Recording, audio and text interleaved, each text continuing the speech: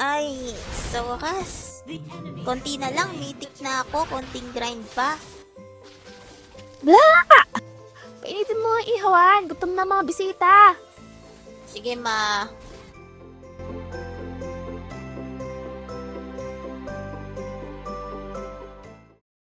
Nangyari ang lahat ng disaster na to dun sa dirty kitchen namin sa labas ng bahay.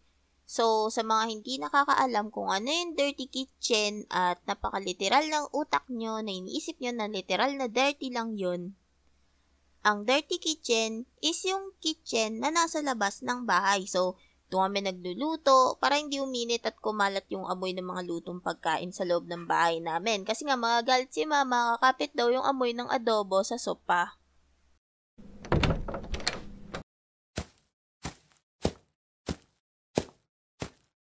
Oh, eto na yung ihawan.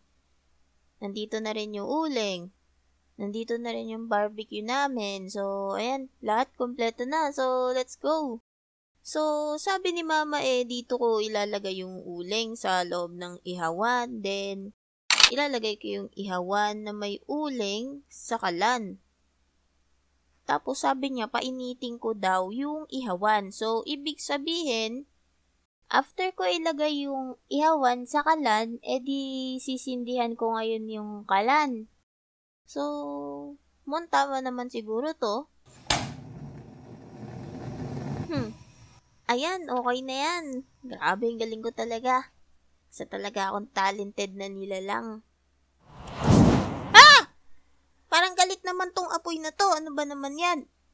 Iwan ko na nga lang muna yan. Tagal pa naman nata yan mag-iinit eh. The enemy has slain the turtle.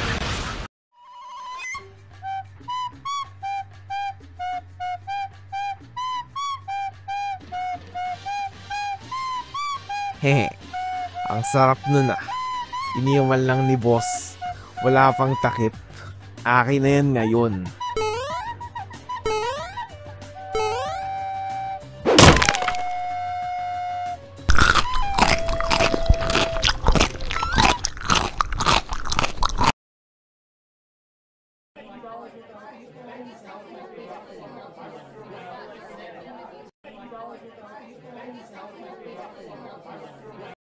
Asan na yung mga barbecue, ate?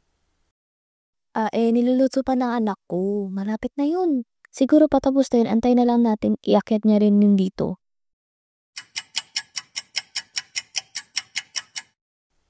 Ate, i-check mo na nga yun dun. Ang tagal na. Baka kung ano nang nangyayari dun. Ay, sige. I-check ko na nga. Mamaya na sunog na yun dun. Anak, ready na ba yung ihawan? Ilalagay ko ng barbecue. Yes, ma! Sobrang init na nga eh. Look, oh, pwede na ata lutuan yan. At ayun, tapos na maliligayang araw ko. Kasi nakita ba naman ni mama yung ihawan nasa ibabaw ng kalan. Yung uling, hindi naman nag-init. Yung kusina namin sa labas, puro usok na parang impyerno. At higit sa lahat, ang pinaka-ikagagalit niya, nawawala yung handa namin na barbecue. Anak, ano tong ginawa mo? Ha?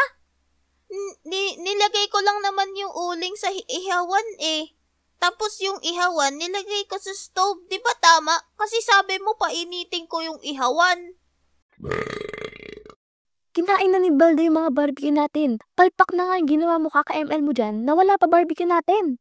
Ikaw na bata ka, humanda ka talaga sa akin. Ngayong Pasko, ikaw ang iihawin ko, hindi yung baboy. Hello, mama, wait lang po. Mama! Ah! You have been slain. Merry Christmas, guys. Thank you nga pala sa mga kakolab natin. Ayun lang. Merry Christmas ulit.